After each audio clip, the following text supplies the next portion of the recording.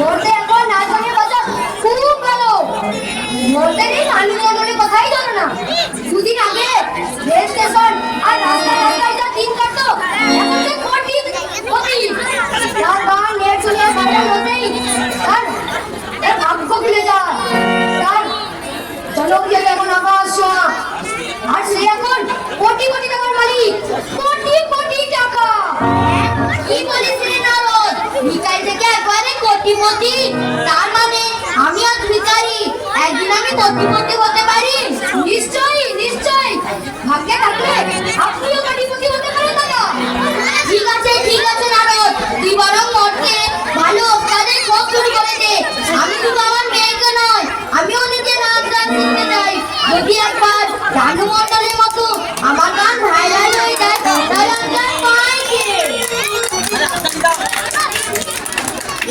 ধর্মে আর নেই গোমতি, আমি হব কোটিপতি।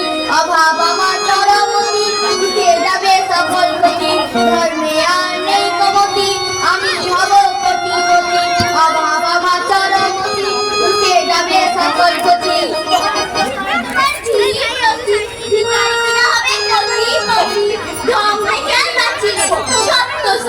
এই করু সে লক্ষ্মী হতচ্ছাড়ি কোথায় রে?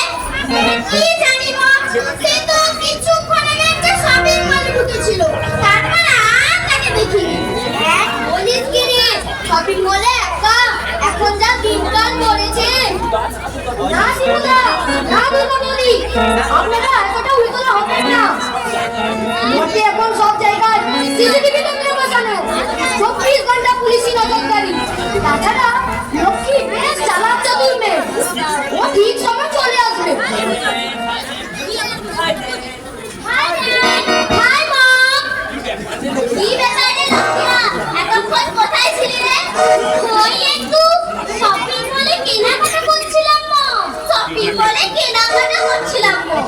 বলি কৈলাসে ফিরতে হবে না? না মম, আমি আর কৈলাসে ফিরে যাব না, আমি এই মর্তেই থাকবো। কেন রে লক্ষ্মীয়া, তোর আবার কিছু ইচ্ছে আছে নাকি?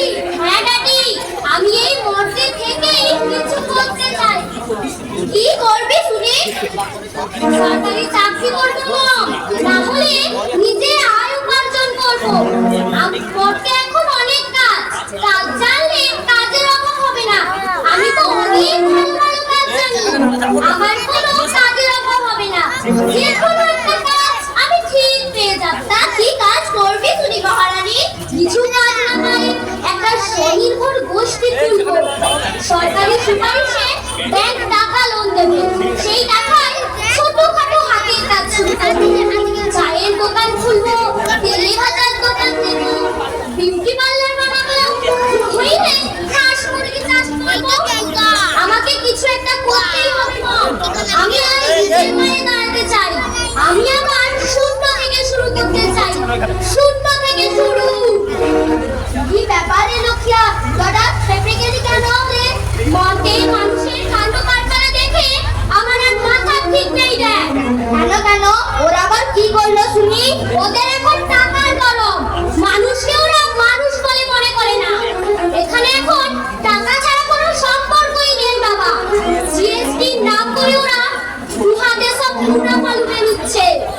আমি কত করে বললাম, আমার বাবা খুব গরিব, কৈলাসে থাকে, তুমি 20% ডিসকাউন্ট ছাড়ো। তো সে বেটারা বলে কিনা, ম্যাডাম এখন তো পুজো মাস, ডিসকাউন্ট সব বন্ধ, আপনি বরং চৈত্র মাসে আসবে। বেটা অনেক খারাপ কাজী বদমাস, আমার মেয়েকে চৈত্র মাস দেখাচ্ছে। তাহলে এবার ভাবো ড্যাডি, ওরা কি মানুষ না রক্ত বিষাক? তবে আমি তোমায় সাফ জানিয়ে দিচ্ছি ড্যাডি, প্রয়োজনে আমি আবার ভোকেশনাল ট্রেনিং নিয়ে আবার নতুন করে ব্যবসা শুরু করব। তবে এই মর্তের মানুষের কাছে আমি হার স্বীকার করব না, কিছুতেই না, করে গেলেও না, নইলে আমি শিবের মা লক্ষ্মী না।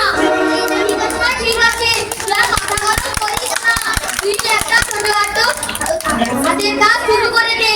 ব্যাংক থেকে লোন নিতে হবে না, ওদের যা ভাই বোন মা, আমি বরং তোমাকে কিছু টাকা দেবো, তুমি সেই টাকা